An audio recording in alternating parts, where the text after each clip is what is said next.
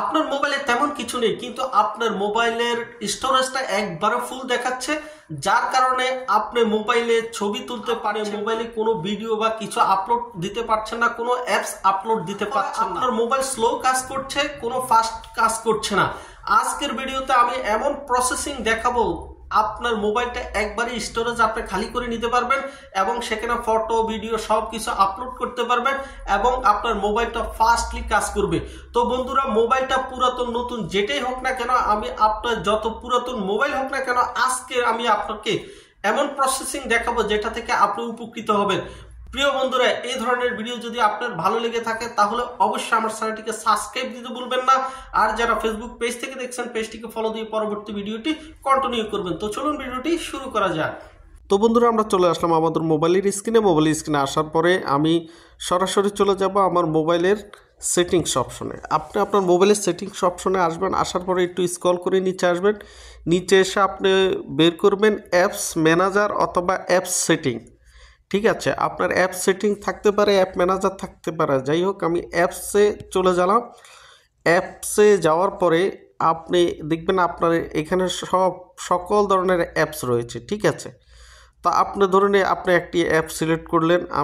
আমি যে কোনো একটা অ্যাপস, এই যে গুগল, আমি গুগলটাকে সিলেক্ট করলাম, গুগল ক্রোমটাকে সিলেক্ট করলাম। ঠিক আছে, গুগল ক্রোমটাকে সিলেক্ট করার পরে আমি একটু নিচে এসে এখানে দেখুন স্টোরেজ, সকল অ্যাপসের স্টোরেজ রয়েছে। আপনি স্টোরেজের উপরে ট্যাপ দিবেন। স্টোরেজের উপরে ট্যাপ দেওয়ার পরে এই যে এখানে দেখুন ক্যাশ নামে একটি অপশন রয়েছে। দেখুন ক্যাশ বলে একটি অপশন রয়েছে। আপনি এই যে ক্লিয়ার ক্যাশে আপনি ট্যাপ করে দিবেন। দেখুন আপনার এখানে ক্যাশ যতটুকু ছিল এটা খালি হয়ে গেছে। আমি ব্যাগে যাই, ব্যাগে গিয়ে আমি আরেকটাকে নেই। এই যে এখানে এই যে ক্যাপকাট, আমরা যে ক্যাপকাট দিয়ে এডিটিংয়ের ক্যাপকাটের উপরে ট্যাপ করি, ট্যাপ করার পরে এই যে স্টোরেজের উপরে ট্যাপ করি, স্টোরেজের উপরে ট্যাপ করার পরে এই যে দেখুন ক্যাশ এখানে 13.98 MB, 13.98 MB। আমি যদি এই যে ক্লিয়ার ক্যাশ করে দিই, দেখুন এই ক্যাশটা জিরো হয়ে গিয়েছে। আমি আবার ব্যাগে যাই, আবার ব্যাগে যেয়ে আমি আরেকটা অপশন দেখাই আপনাকে। ঠিক আছে, এই যে আমি আমার ফেসবুকটাকে নিলাম, ফেসবুকটা সিলেক্ট করলাম। ফেসবুকটা সিলেক্ট করার পরে আবারও স্টোরেজের উপরে ট্যাপ দিই। এখানে দেখুন 223 MB, 223 MB আমার এখানে ক্যাশ জমা রয়েছে। আমি ক্যাশে দিয়ে দিই, দেখুন জিরো হয়ে গেছে।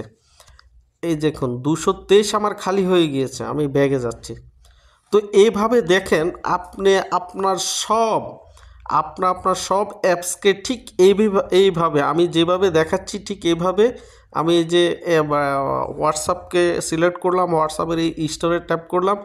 এখানে দেখেন 2.44 MB এই যে ক্যাশে দিয়ে দিই, আমি ক্লিয়ার ক্যাশে দিয়ে দিলে আমার ডিভাইসগুলো কিন্তু এখন খালি হচ্ছে। আপনি খেয়াল করছেন আমার ডিভাইসগুলো খালি হচ্ছে। এইভাবে আপনার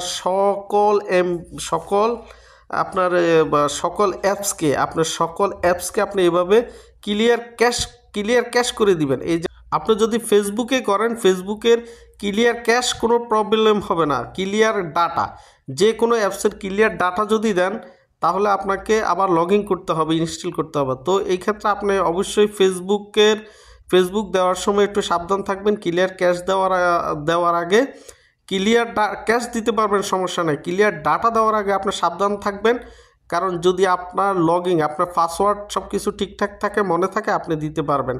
আর যদি মনে না থাকে, আমি বলবো যে আপনি ফেসবুকটা ক্লিয়ার ডাটা দিবেন না, ক্যাশ দিবেন। ঠিক আছে, তো এইভাবে যদি আমি এখন যেভাবে আপনাকে দেখালাম, আপনি এইভাবে যদি করে নিতে পারেন, আশা করি আপনার পুরোপুরি মোবাইলটা খালি হয়ে যাবে।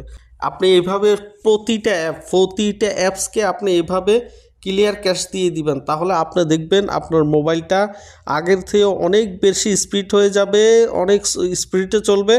আপনার মোবাইল হ্যাং করবে না, মোবাইল গরম হবে না এবং আপনার ডাটা খালি হয়ে যাবে, মেমোরি খালি হবে।